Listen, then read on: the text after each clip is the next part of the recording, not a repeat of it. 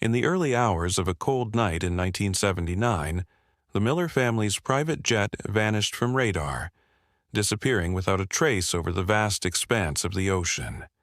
No distress signal, no wreckage, just silence. For 15 years, the world believed they were lost forever. Then, in 1994, deep-sea explorers stumbled upon a discovery that no one could have predicted: a jet lying perfectly intact at the bottom of the ocean, with the remains of the Miller family still aboard. But this wasn't just a plane crash.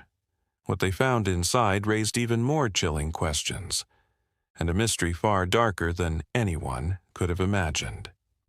The Miller family had been a staple of the Montana business community.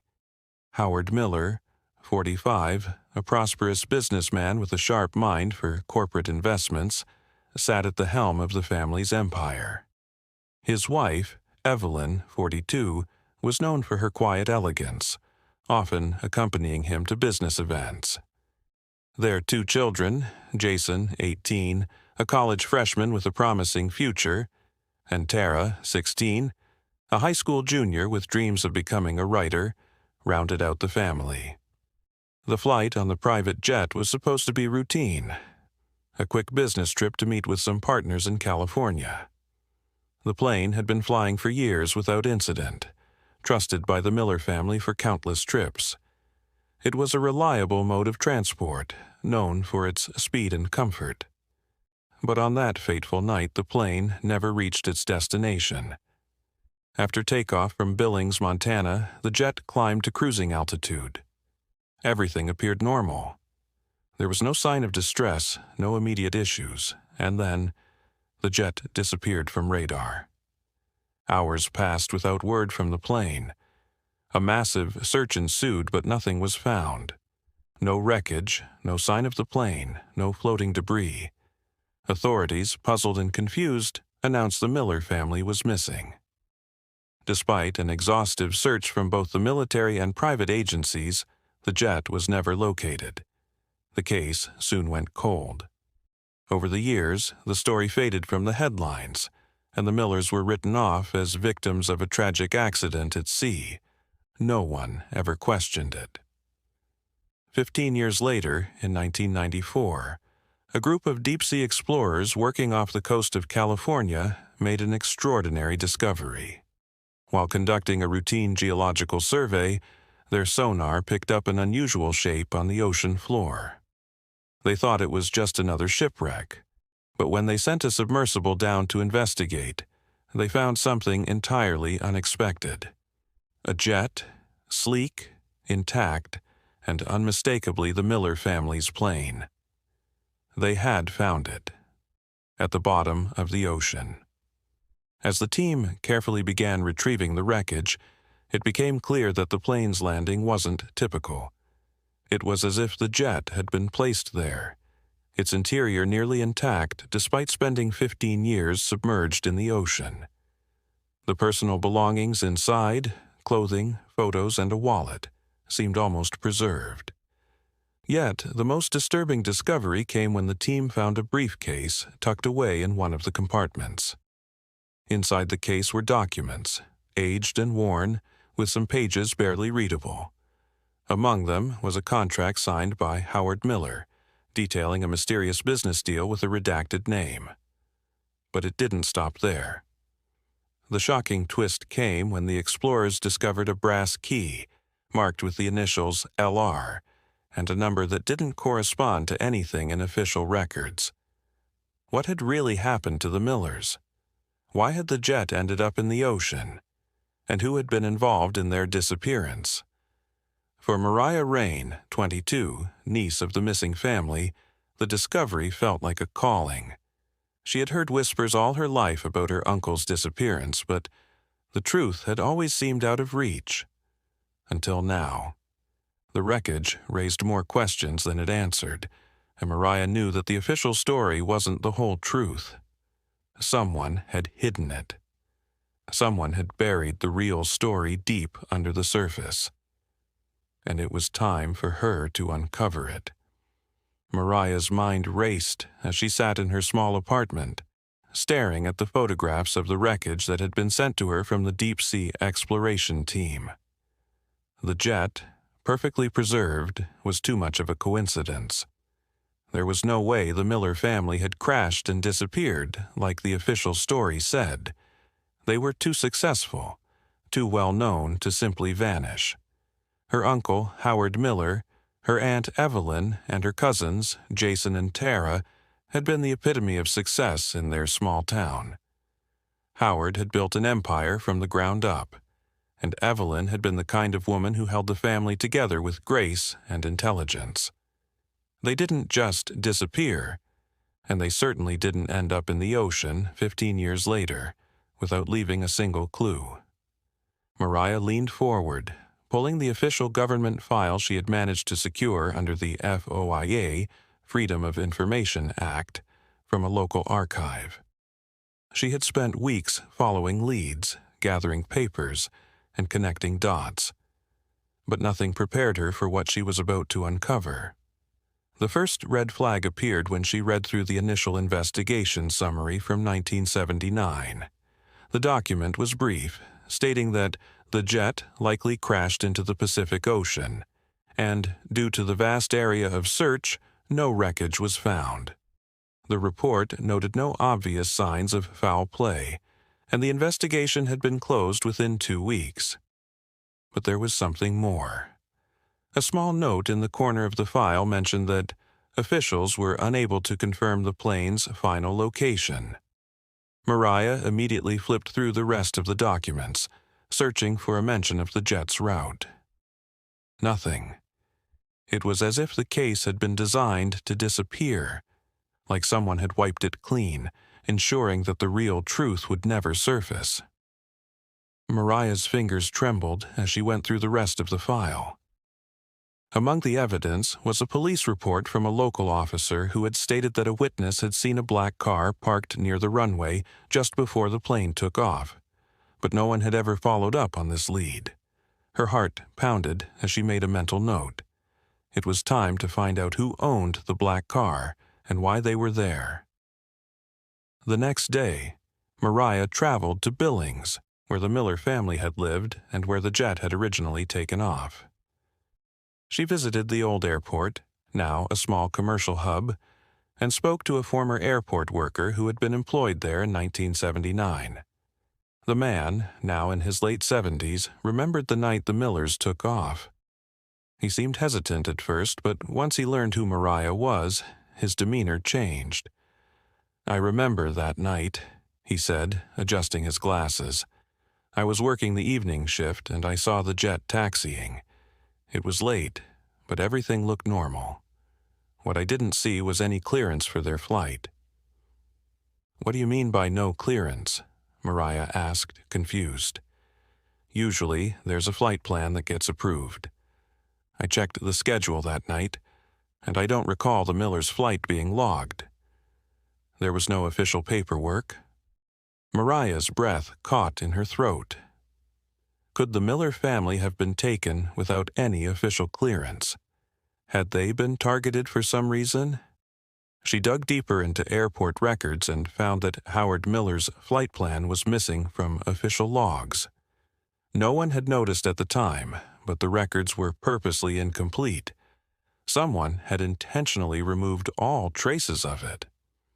Mariah's investigation had reached a critical point. She knew she needed to uncover why the jet had been missing from official flight plans. But more than that, why was the Miller family involved in this disappearance? Was their flight routine, or was there something darker at play? The discovery of the missing flight plan was more than just a small oversight. It was a deliberate act to cover something up. She couldn't shake the feeling that the family's disappearance wasn't just about a crash, but about something much bigger, something that had to do with the wealth and influence Howard Miller held. She contacted a local historian, Daniel Reyes, who had deep knowledge of the political and business dealings in the region. He had done extensive research on the corporate land deals in Montana, particularly involving native tribes and wealthy investors. But he had always been cautious, aware of the connections between big business and local government officials. "What do you know about Howard Miller's land deals?" she asked Daniel, hoping to uncover something that tied back to the missing family. Daniel's face darkened as he leaned back in his chair. Miller was a major player in local real estate, but he also had ties to private investors in the energy sector. Oil, mining, the kind of deals you don't talk about in polite company. There's a reason he was targeted. Mariah's heart raced. The truth was starting to come together. She needed to find out about the people Howard Miller was working with and who stood to gain from his sudden disappearance. As she began contacting business partners from the past, she uncovered that several had been linked to shady international deals, front companies, and land acquisitions. But what stood out the most was a man named Richard Larkin, who had financial dealings with Miller shortly before the flight. Richard Larkin wasn't just any businessman. He was linked to illegal land seizures on tribal land. He had operated in silence in multiple high-stakes corporate deals, where people had disappeared and assets had been seized under questionable circumstances. As Mariah pulled the final pieces of this puzzle together, she realized one undeniable truth. The Miller family's disappearance wasn't an accident. It had been orchestrated. The jet was just a vehicle, a means of eliminating them before they could uncover the truth behind a billion-dollar scheme involving land theft, mineral rights, and a network of powerful corporations. The more Mariah uncovered, the closer she got to exposing the people responsible, and the deeper the conspiracy went. She couldn't back down now. The secrets buried in the Miller family's disappearance would shake everything. But the further she dug, the more she realized the real story was only beginning to unfold. Mariah sat at her desk late that night, surrounded by a mountain of files, photographs, and newspaper clippings. The walls of her small apartment seemed to close in on her as she combed through the Miller family's financial records, desperate for answers. The more she searched, the more she realized how deep the conspiracy ran. A few weeks after the plane had disappeared, Howard Miller's business dealings seemed to shift dramatically. There was a large withdrawal from his personal accounts around the time the family went missing, a sum of money that could only be described as a payoff. There were also unsigned agreements and contracts that hinted at a deal involving real estate, mining rights, and government contracts for land that the Miller family had access to. The truth about what happened to the Millers was becoming clearer with each passing day. They hadn't just disappeared, they had been removed, eliminated to ensure that they wouldn't be able to expose the illegal dealings behind the land acquisitions that would change the fate of the region's natural resources. It was time to visit Larkin, the man Mariah had been hearing about. Richard Larkin wasn't just a businessman. He was a shadow figure, a man who operated behind the scenes, using connections in the government and private sector to secure vast land deals. The more Mariah dug into Larkin's background, the more it seemed he had ties to illegal corporate interests, particularly in the mining industry and oil exploration. Larkin had never been investigated, but Mariah believed he had a hand in the Miller family's disappearance. She could feel it. The pieces were falling into place. Mariah drove to Larkin's mansion, located on a sprawling estate outside the city. It was an imposing structure, nestled between hills with a view of the land he had helped acquire over the years. His wealth was built on land manipulation, and it was clear he used that power to shape the region to his liking. When Mariah arrived, Larkin's gatekeeper, a large man who looked like he'd seen more than his fair share of a conflict, greeted her with a cold stare. "Mr. Larkin is not available," the man said curtly. "I suggest you leave." But Mariah wasn't backing down. "I'm here for the Millers," she said, holding up the photograph of Howard Miller and Evelyn, both standing outside their old office building. "I know you had a business relationship with them. It's time to talk." The gatekeeper hesitated for a moment, his eyes narrowing. He then motioned for Mariah to follow him inside. Inside, the mansion was as cold and lifeless as the man who owned it. The walls were adorned with artifacts, paintings of landscapes and vistas that seemed out of place in a home that spoke of secrecy and wealth. Mariah was escorted down a long hallway into an office where Richard Larkin stood with his back to her, looking out of a tall window that overlooked his empire of land. "You've been poking around places you shouldn't," Larkin said, turning slowly to face her. His voice was low, measured, and cold. "I'm here because the Millers vanished. You know what happened to them," Mariah replied, unwavering. Larkin smiled. It wasn't a friendly smile. "You're making a mistake," he said softly. "People like you don't understand the bigger picture. You don't understand the sacrifices made to build this country, this state, this business. The Millers were part of that. They just didn't get it. They got in your way," Mariah shot back. "You didn't just remove them, you erased them, and I'm going to find out why." Larkin's smile faded. For a moment, Mariah saw something flash behind his eyes. Fear? Anger? It was hard to tell. Before Mariah could say anything else, Larkin suddenly stood up from his desk and approached her. His hands clasped behind his back. "You have no idea what you're getting yourself into.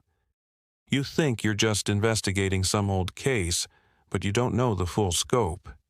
You don't know how deep the corruption runs, the land deals, the investors, the dirty money that keeps this place running.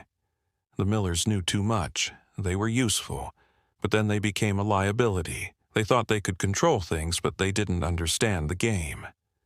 Mariah's heart pounded. "And you played the game by making them disappear."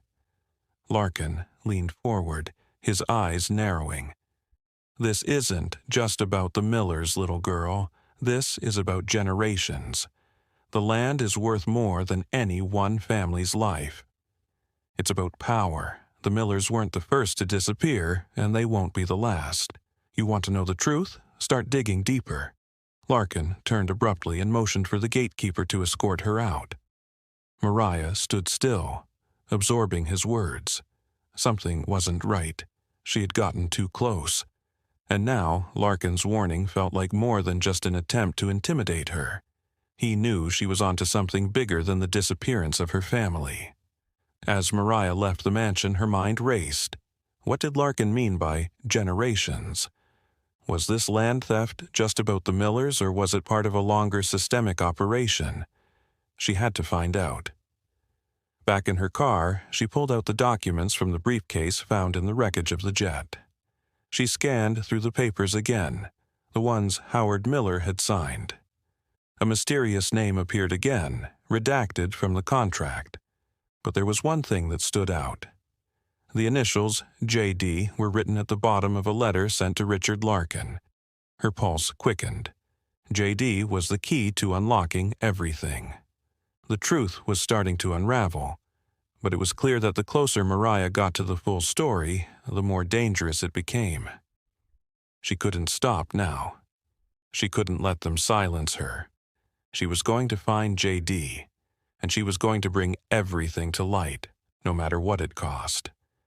Mariah knew she was walking a thin line. Every lead she followed only deepened the mystery. The pieces she was uncovering weren't just bits of a cold case, they were the keystone to something much larger, something that went beyond her family's disappearance. The quiet, systemic operation was far-reaching, with individuals from both the private and public sectors tied together by a web of greed and corruption. But she couldn't stop. She had to know why her family was silenced. The initials J.D. had become her obsession. Who was J.D.? Why was their name on the documents related to Richard Larkin and the land deals? The first place Mariah decided to search was Red Valley's old courthouse, a building that hadn't changed much since the 1960s. Inside, the atmosphere was thick with history, its walls echoing with the stories of countless trials, deals, and secrets. The place had an air of neglect, a slow fading of what it once represented: justice, transparency, and fairness. Mariah approached the court archivist, an older woman who had worked at the courthouse for decades. Mariah had come across her name in a few old files, and something told her the archivist might know more than she let on. The woman looked at Mariah through narrow eyes. "You're here about the Millers, aren't you?" Mariah nodded. "Yes, and I need to know everything you have on J.D., initials on a contract signed by Howard Miller, dated 1965. The archivist hesitated for a moment, her expression clouded with recognition. She sighed, then gestured toward the back room. I knew this day would come. In the dimly lit back room, the archivist pulled out a thick file folder. She dusted it off before handing it to Mariah. Inside were a series of legal documents, old contracts, and correspondence that outlined the agreements between Miller and various corporate interests. Mariah's eyes scanned the papers quickly, and there it was again. The signature of J.D., but it wasn't just any signature. It was connected to a company name: Arctic Ridge Mining Corp. Mariah's breath caught. She had heard of Arctic Ridge. It was a shadowy company, a name that always popped up in relation to large-scale mining operations in the region. But until now, she hadn't realized the extent of its involvement with the Miller family. She turned to the archivist, her heart racing. "Do you know anything about Arctic Ridge Mining?" The archivist nodded slowly, her eyes darting to the door. She lowered her voice. "I'm not supposed to talk about it, but yes, Arctic Ridge was involved in the land deals around the time the Millers vanished. They were pushing to get access to the land, particularly the mineral-rich areas around Red Valley. The government was involved, but it was all under the table." The more Mariah heard, the more everything started to make sense. Arctic Ridge Mining wasn't just a mining company, it was a front. It was part of a larger operation, a scheme to strip the land away from the native families. Howard Miller's family had been caught in the middle, unwittingly involved in the corporate land grabs. They had been silenced when they got too close to exposing the truth. As Mariah left the courthouse, clutching the papers, a thought struck her. J.D. wasn't just a random name. It had to be someone in power, someone who could manipulate both government officials and corporate interests. Mariah's thoughts returned to the photo she had found earlier in the investigation, the one showing Howard Miller shaking hands with Richard Larkin, the businessman who'd always been known for his shady dealings.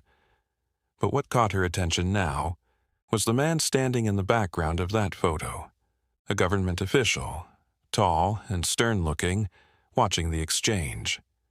She had seen his face before, but it hadn't clicked until now. She grabbed her phone and pulled up an old news article from the early 1980s. There it was, the man's name: Senator Jack Doyle, known for his involvement in land reform policies during the same time the Miller family was displaced. It was all starting to come together. J.D. was Jack Doyle, and he was connected to everything. Mariah's heart raced as she thought back to the letter she had uncovered earlier, the one that seemed to point to J.D. What if Doyle had been pulling strings all along? What if he had sponsored Arctic Ridge Mining Corp. In exchange for a cut of the land? Her next move was clear: confront Jack Doyle. But before she could formulate her next step, her phone buzzed. It was a text from Daniel, her old friend and fellow journalist. "Found something big. Meet me at the archives. It's about the Millers."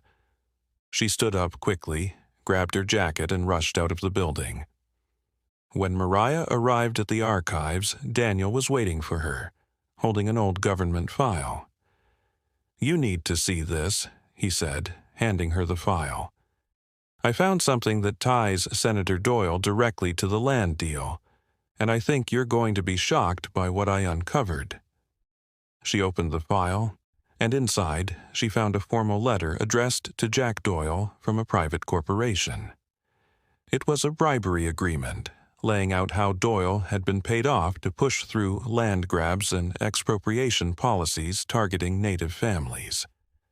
At the bottom of the letter, there was a chilling note that Mariah would never forget. "Ensure the Millers' removal is final. No loose ends. Your payment will be adjusted accordingly." Mariah felt a cold shiver run down her spine. It was clear now. The Millers hadn't just vanished, they had been deliberately erased, and Jack Doyle had been the one pulling the strings. Mariah sat at her desk late into the night, the weight of what she had just uncovered pressing heavily on her chest. The document from the Senator Jack Doyle file was like a dagger in her heart. It wasn't just about the Millers anymore. This was about a massive cover-up, a system designed to strip Native communities of their land while silencing anyone who tried to expose the truth.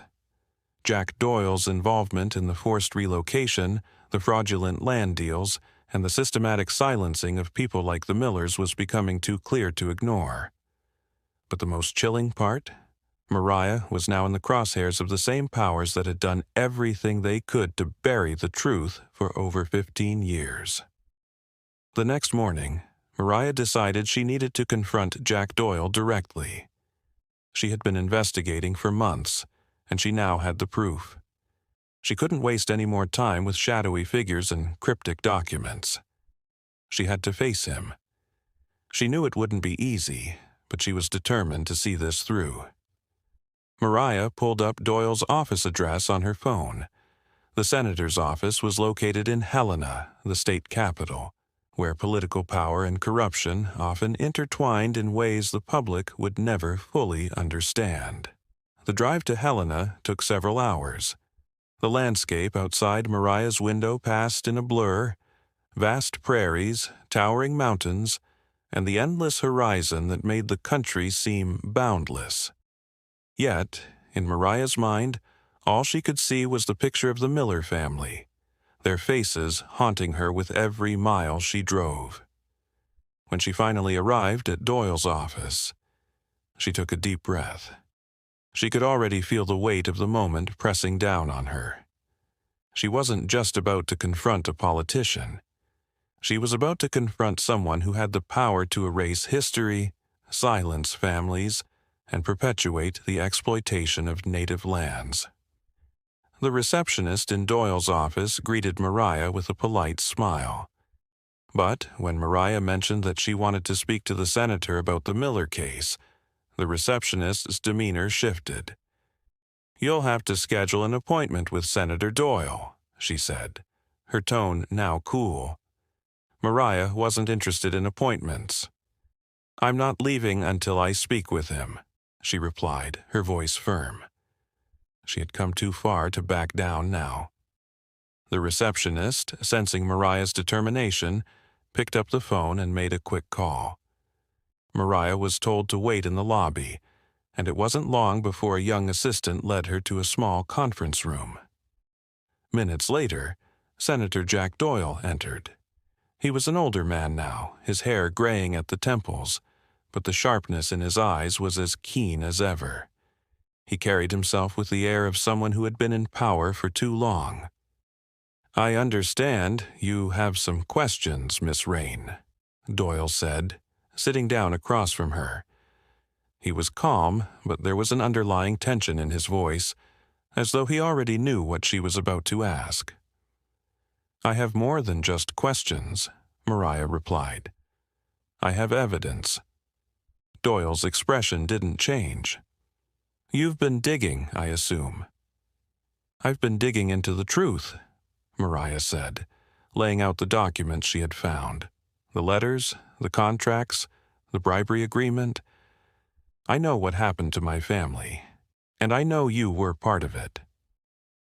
Doyle's smile faded. "Your family got in the way of progress. It's unfortunate, but it's part of the deal. It's how things work." Mariah's heart pounded. "How many families did you bury for your progress, Senator?" she asked, her voice unwavering. Doyle leaned back in his chair, clearly frustrated but trying to maintain composure. "You don't understand the forces at play, Mariah. People like your family, they stood in the way of growth. The land was valuable and the companies needed it. You think they would have let a few families stop them? The Millers made a choice. They had no idea what they were up against." Mariah couldn't contain her anger any longer. She slammed the papers on the table. "They didn't disappear because of progress. They were silenced. You made sure of that. You destroyed their lives to keep your land deals moving forward." Doyle was visibly shaken now. For the first time, his confidence wavered. "You don't know what you're dealing with. This isn't just about one family or two families. This was about survival." Before Mariah could respond, the door opened, and another assistant entered the room, carrying a small envelope. The assistant handed it to Doyle, who tore it open quickly and read the contents.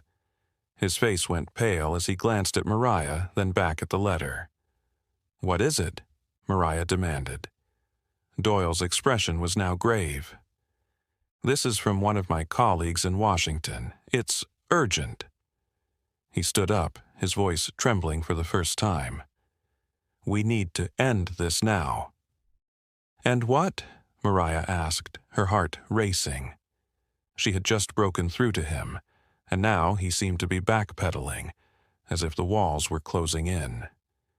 Before Doyle could answer, there was a loud knock at the door. Another assistant entered, this time carrying a thick file. Mariah's instincts screamed that something was wrong. The room fell silent. Mariah's pulse quickened. She knew she was about to uncover something dangerous.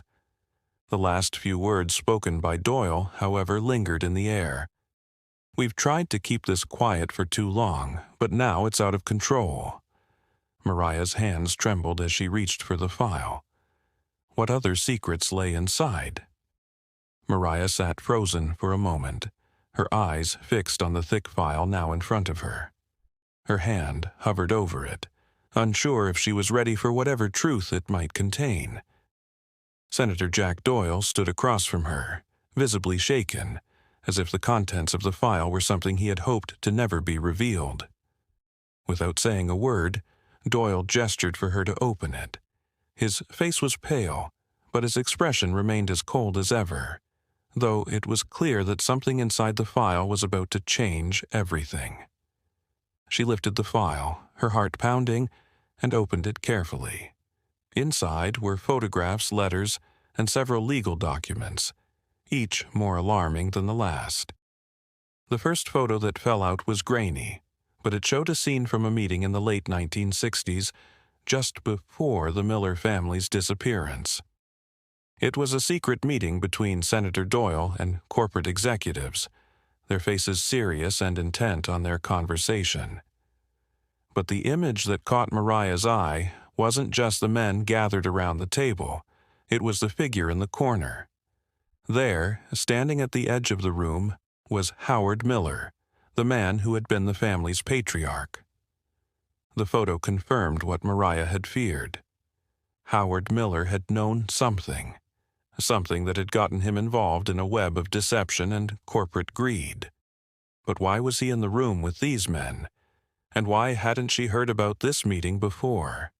Her breath caught in her throat. Then came the letters. The first was from Richard Larkin, the same businessman who had been linked to illegal land deals on native land. In the letter, Larkin demanded that Howard Miller push through the land sale without the consent of the tribal leaders, something that would allow a group of mining corporations to secure the land. The letter was filled with threats masked as promises. "Do this and there will be rewards. Refuse and there will be consequences." Mariah read the words carefully. The letters weren't just about money, they were about power, and Howard Miller had found himself caught between the greed of businessmen and the life of his family. He had been a part of something much bigger than anyone realized, something that had cost him and his family everything. But it was the next page that truly stunned Mariah. It was a confidential government memo, dated 1979. The memo detailed a secret operation designed to silence any opposition to the land grabs that were taking place across the region. The operation, codenamed Operation Silent Spring, involved covert threats, disappearances, and even misleading the public to cover up the true intentions of the government. The memo made it clear. Howard Miller had been targeted because he was in the way of something much bigger. He had discovered what was happening and had started to push back. The government wanted to make sure that he couldn't stop the land transfer, and so they had orchestrated his family's disappearance to remove the obstacle. The Miller family's death was not a simple accident. It was calculated, designed to make sure the land went into the hands of the right people. The file continued with more evidence.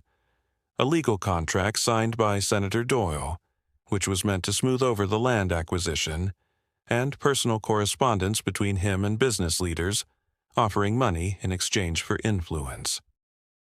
But the final piece was the most chilling: a letter from a whistleblower. This anonymous source revealed that the Miller family had discovered evidence of illegal transactions involving high-profile people in the government and business. The letter included a warning: if they don't disappear, others will. It was clear now, the Millers were not just in the wrong place at the wrong time. They had known too much, and someone had decided they had to be silenced. The disappearance wasn't an accident. It was a deliberate act. Mariah felt as though the ground beneath her feet was slipping away. The weight of the evidence before her was suffocating. She looked up at Doyle, who had been silent, his eyes fixed on the desk. "You've been hiding the truth for years," Mariah said, her voice steady but filled with emotion. "You made sure the Millers couldn't expose what you were doing. You erased them." Doyle's jaw clenched, but he didn't answer. Instead, he reached for a glass of water on his desk, his hand shaking slightly. For the first time, Mariah saw the cracks in his facade. "Why?" she pressed, her voice barely above a whisper. "Why did you do it?" He didn't respond at first, but after a long pause, he finally spoke, his voice low and defeated. "The land wasn't just valuable. It was essential to what we were building, to the future of the economy. The Millers knew too much. They threatened everything we'd worked for." Mariah leaned forward, her gaze never leaving his. "And you thought that eliminating them would secure your future?" Doyle nodded, but there was no pride in his eyes, only regret. They weren't the first, and they won't be the last. Suddenly, the door to the office burst open, and the assistant Mariah had seen earlier stepped inside. "Senator, there's someone here to see you. They need your immediate attention." Doyle looked at Mariah one last time, his eyes filled with a strange mix of resignation and fear. "We're done here," he said coldly. "You've got your answers, now leave." Mariah stood, her body stiff, but she was no longer afraid. She had uncovered the truth, the real story. The Miller family had been erased to protect a system built on greed, corruption, and land theft. And now, with Doyle's confession and the evidence she had gathered, the final pieces were in place. But there was still more to uncover. There were more people involved. The Miller family's legacy had been stolen, and it was up to Mariah to make sure their story was finally told. Mariah stood in the elevator, her heart racing as the doors slid shut.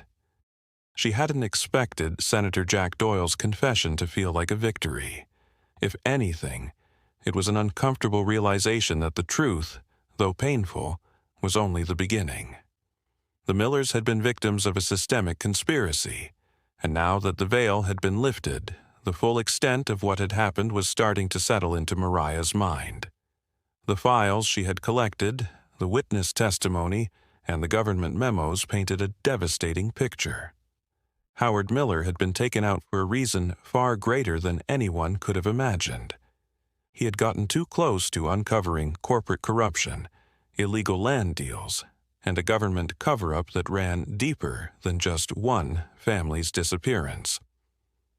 As Mariah walked back to her car, she glanced down at the folder she had grabbed from Doyle's office, the file he had so carefully tried to bury.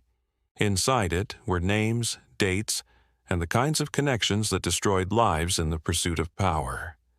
The people involved weren't just local businessmen or government officials, they were part of a much bigger operation, a well-oiled machine that had used its influence to reshape the land and the lives of those who lived on it. But what she had seen in the documents, the photo of the Millers shaking hands with corporate executives, the evidence of land fraud, and the death threats, was just the tip of the iceberg. Mariah knew she couldn't walk away now. The Millers deserved justice, and that meant exposing the people who had silenced them and others like them. The next day, Mariah called a meeting with Daniel Reyes, the journalist who had been helping her gather information. He had been a key ally throughout her investigation, and now she needed his help more than ever. As Daniel walked into the small diner they had agreed to meet at, Mariah could see the concern in his eyes. He knew the risks, just as she did, but he also understood the importance of what they were about to uncover.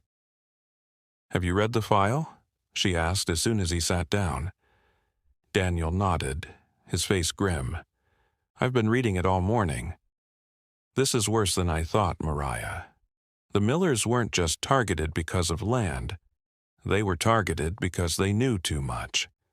They were getting in the way of something far bigger, something connected to the local government, corporate interests, and even international organizations."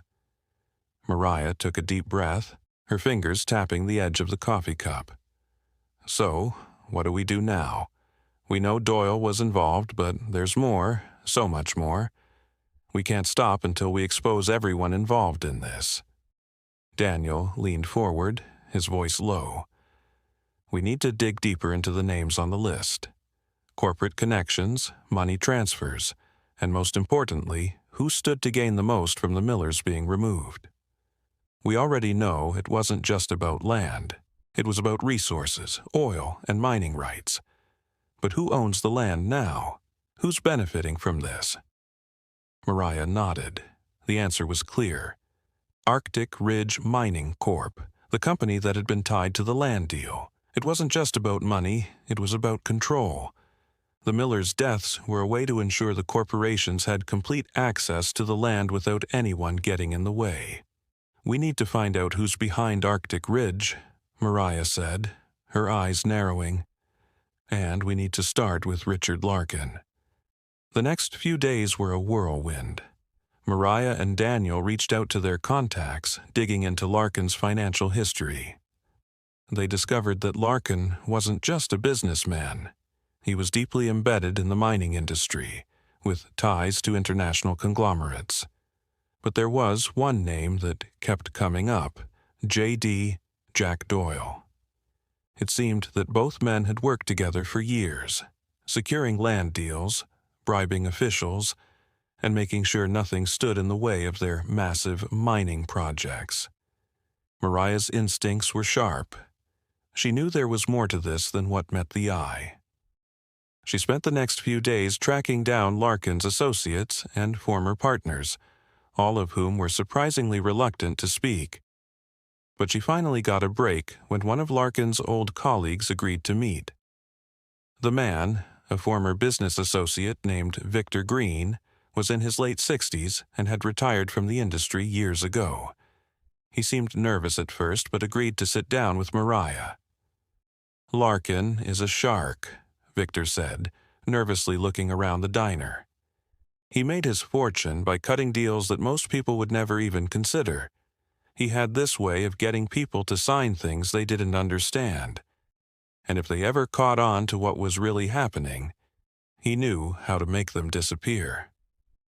Victor's words sent a chill down Mariah's spine. This was the confirmation she needed. The Miller family hadn't been the only ones caught in Larkin's net. He didn't stop with Howard Miller, Victor continued, his voice low. The land they were trying to keep, the real treasure, was far more valuable than anyone realized. They didn't just want it, they needed it for something bigger. And when they couldn't get the Millers to play along, they took matters into their own hands. Mariah's next step was clear. She needed to find the people who had kept quiet all these years, the ones who had witnessed the true story and feared for their lives.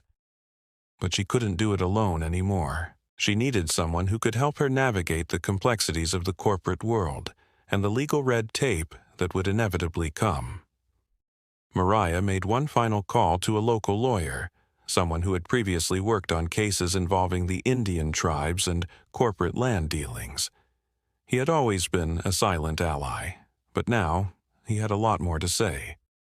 The deeper Mariah dug, the darker the truth became. What started as a search for her family's legacy had evolved into something much larger, a conspiracy that stretched across decades with far-reaching consequences. And just as she thought she was closing in on the truth, something else emerged. A new piece of evidence that made everything she thought she knew about the Millers' disappearance seem trivial by comparison. The days that followed Mariah's meeting with Victor Green were a blur of sleepless nights and ever-deepening revelations. She spent hours at the local library, combing through old news articles, government files, and corporate records, piecing together the intricate web of deceit that had entangled her family. Each layer she uncovered led to a new twist, and the deeper she dug, the more it seemed like the Miller family's disappearance was just the tip of an iceberg. The piece of evidence that had surfaced was unexpected, an old letter. It had been buried beneath a pile of unrelated papers in the courthouse archives, discarded as part of a much larger stack of documents. But it was dated 2 weeks before the Millers vanished, and it was addressed to Howard Miller. The letter was from Richard Larkin. It wasn't just a business letter, it was a threat, a final warning for Miller to stop asking questions about the company's land dealings and to stop interfering in the mining operations that were being secretly conducted on native-owned land. The letter was blunt in its message. Stay quiet, or your family will pay the price. Mariah's heart skipped a beat. This was it, the moment she had been waiting for. It wasn't just the Miller family being targeted. It was the entire system that had exploited them and so many others. The land deals, the corporate takeovers, and the silencing of any voices that stood in the way were all part of a plan that had been set into motion long before 1979. Mariah stared at the letter for a long time, as if it were somehow still speaking to her. She realized she had been looking at this all wrong. It wasn't just a missing family or a plane crash. This was an orchestrated removal, a calculated effort to wipe out those who could stand in the way of a multi-billion-dollar industry. The following morning, Mariah stood in front of the courthouse, her stomach in knots. This was it, the final step. The evidence was in her hands, and she knew she needed to take it to the right people before anyone could stop her. But she couldn't do it alone. She dialed the number of a trusted journalist from a well-known investigative news outlet. After a few rings, the familiar voice of Emily Rivers answered. "It's time," Mariah said, her voice tight with determination. "I need your help." Emily didn't waste a second. "I've been following the Millers' case for a while, and I know we've been digging into something big. What do you have?" Mariah took a deep breath. "Everything. I have the documents, the letters, the photos, the connections between Larkin, Doyle, and the corporate land deals. We need to expose it all, the truth behind the Millers' disappearance, and the dark forces that kept it hidden for decades." Emily was silent for a moment. "You're sure you're ready to go public with this?" Mariah glanced at the papers in front of her. I don't think we have a choice. The Miller family was erased because they knew too much, and if we don't act now, more people will disappear. All right, Emily said, her voice resolute. I'll handle the story. You gather the rest of the evidence. We're going to blow this wide open. Over the next few days, Mariah and Emily worked tirelessly. They met with sources, pieced together the timeline of the Millers' disappearance, and began reaching out to key figures in the land dispute. The pieces of the puzzle were slowly falling into place. Mariah's next move was to get the media involved, to bring this story into the public eye, where it couldn't be silenced anymore. She sent the full evidence, the land deals, the bribery letters, and the photos of Howard Miller meeting with shady corporate figures to several high-profile news outlets. She knew the truth had to be exposed, no matter the cost. But just as the investigation seemed to be gaining momentum, Mariah received an unexpected visitor. The knock at her door came late one night. She wasn't expecting anyone, and her heart skipped a beat when she opened it. Standing before her was a man she didn't recognize, dressed in a dark suit, his face somber. "You're Mariah Rain, the journalist working on the Miller case?" he asked, his voice steady but carrying an undertone of something darker. "Yes," she replied, her instincts on high alert. "Who are you?" "My name is John Haskins," he said. "I'm with a private investigation firm. I've been following your work on the Miller family's disappearance. There are things you need to know, things you haven't uncovered yet." Mariah's breath caught in her throat. "What do you mean?" Haskins stepped inside the door without waiting for her response, his eyes scanning the room as he spoke. "I know you've come across some heavy evidence, but there's one final piece you haven't found, the missing link that ties it all together." Mariah's mind raced. "What are you talking about?" Haskins pulled out a small file from his bag and handed it to her. "Inside this file is the final truth, the connection between the Millers, Larkin, and Senator Doyle. You've been digging, but there's more at play here than you know." As Mariah opened the file, her hands trembled. Inside was a newspaper clipping from 1969, showing a top-secret government meeting that had been held shortly after the Millers vanished. The image was grainy, but unmistakable. Howard Miller was there, sitting at the same table as Richard Larkin and Senator Doyle, along with several other high-ranking officials. This was the missing piece. The Millers had known too much, and the real reason they had been silenced wasn't just about land. It was about keeping the public from ever learning what had been happening in the shadows. The land grabs, the corporate manipulation, and the dirty deals that had built a billion-dollar empire at the expense of people like the Millers. Mariah knew now that this wasn't just a story of one family's tragedy. This was a story of corruption, of powerful figures who had stolen lives to maintain their hold on power. But Mariah was determined to expose it all. She couldn't stop now. The truth was too important to hide. Mariah's hands shook as she sat in front of her computer, staring at the file in front of her. The final piece of the puzzle had fallen into place, and what she had discovered was far worse than she could have imagined. The Miller family's disappearance, once thought to be a tragic accident, was part of a much larger conspiracy to erase the lives of those who stood in the way of corporate greed and the exploitation of native land.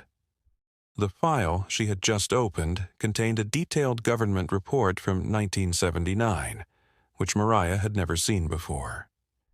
It documented an underground operation called Project Redstone, led by Senator Jack Doyle, and it was linked to everything that had happened to her family. The project had been set in motion to silence not just the Millers, but anyone who threatened to expose the land manipulation, fraudulent business deals, and illegal government action that was taking place across the region. What Mariah had uncovered made it clear the Millers hadn't been killed by chance. They had been specifically targeted for knowing too much, and the jet crash wasn't an accident.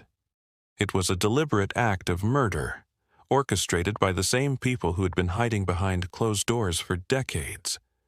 Mariah's eyes scanned the report, and her heart sank as she read the words. The document was filled with names: businessmen, government officials, and local law enforcement, all involved in a web of corruption and violence. The Millers had been part of a much larger scheme that sought to steal native lands and resources, and they had unwittingly stumbled upon the truth. They were eliminated to keep the operation running smoothly. But the most shocking revelation came near the end of the document. There, at the bottom, was a handwritten note from Richard Larkin, the very man who had worked with Howard Miller. The note read, "Miller got too close. He knew about the corporate backroom deals. We can't let him talk. The family needs to disappear, and the land has to be ours. We need to act fast before they can expose us." Mariah's blood ran cold. Richard Larkin had been behind the plan all along. It wasn't just the government or Senator Doyle who wanted the Millers gone. It was the corporate giants who had seen them as a threat to their land grabs. Her mind raced. What had the Millers known? What had they been about to expose before they were silenced?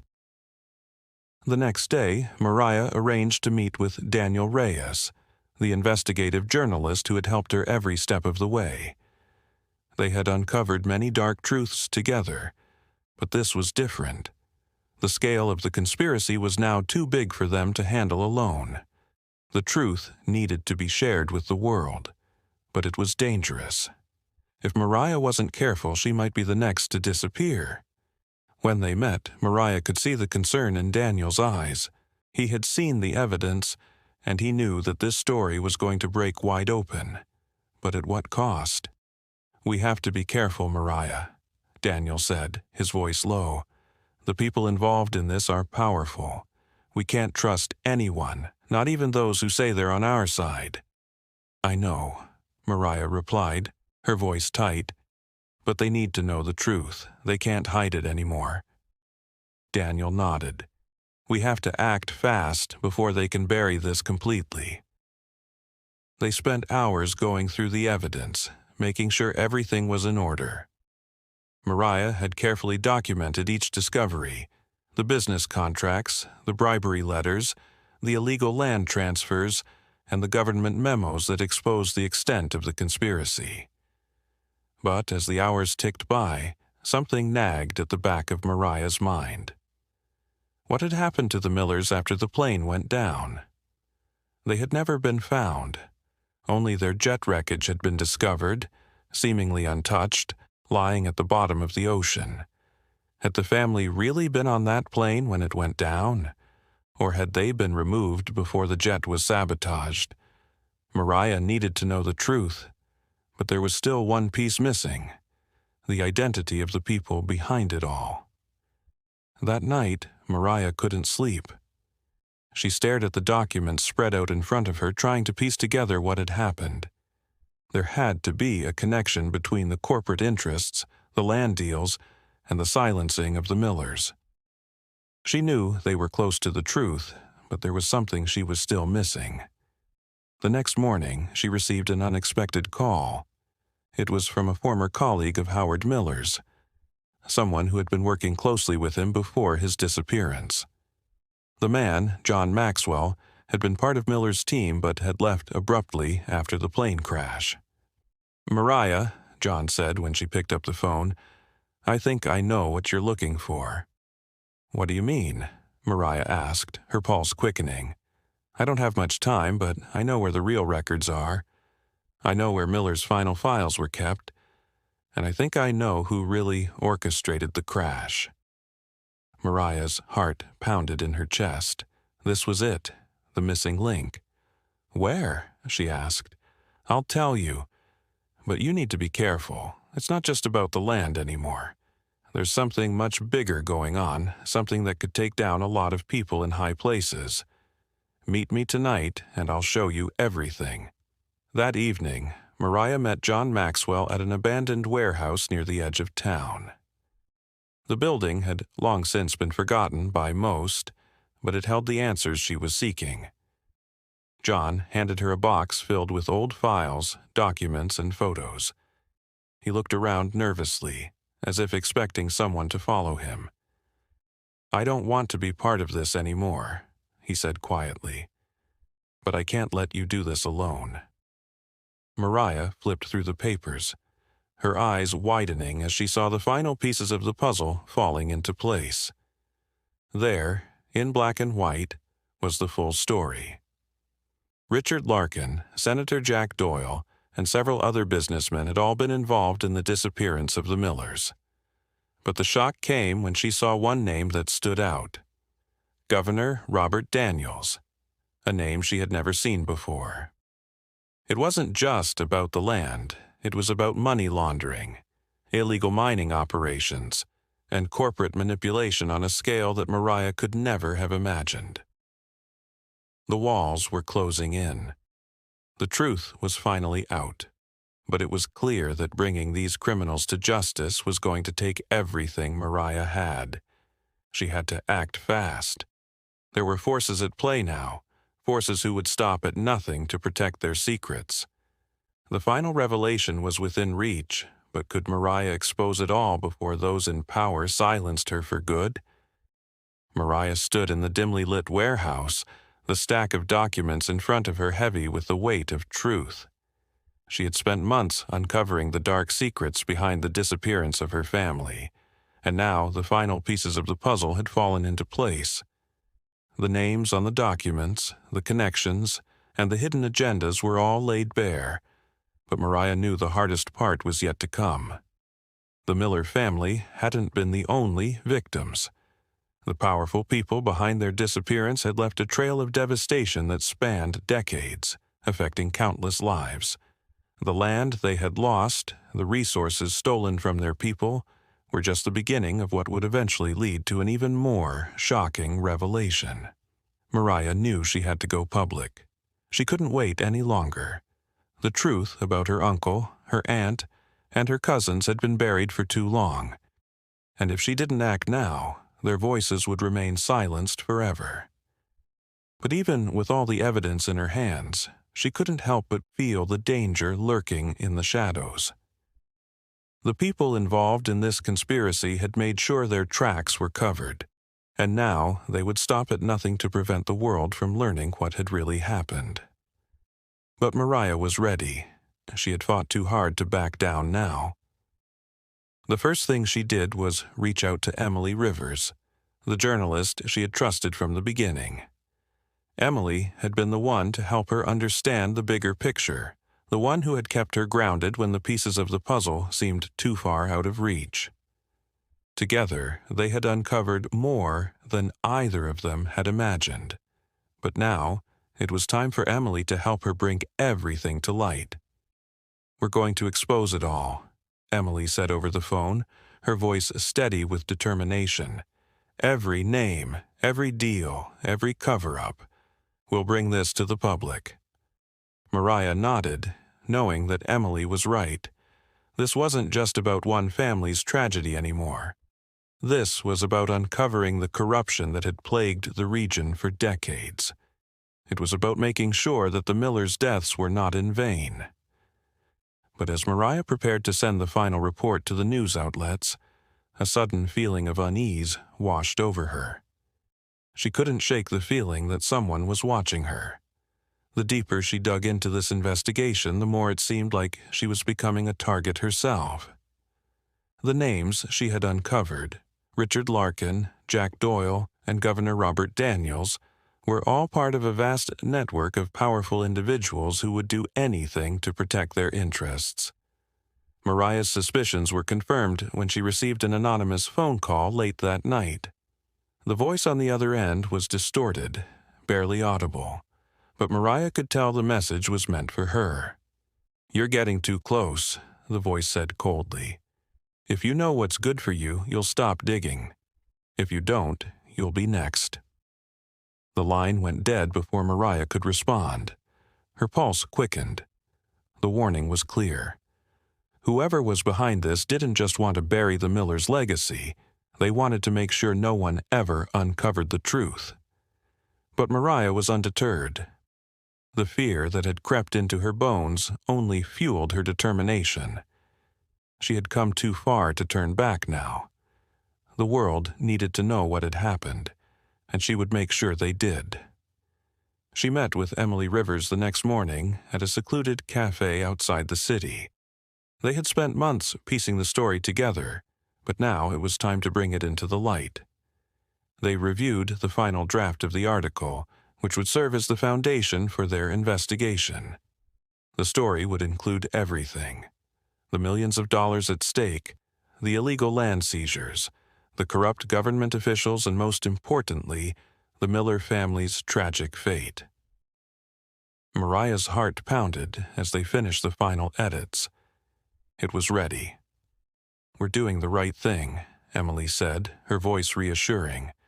"Once this goes public, there's no going back. The truth will be out, no matter what."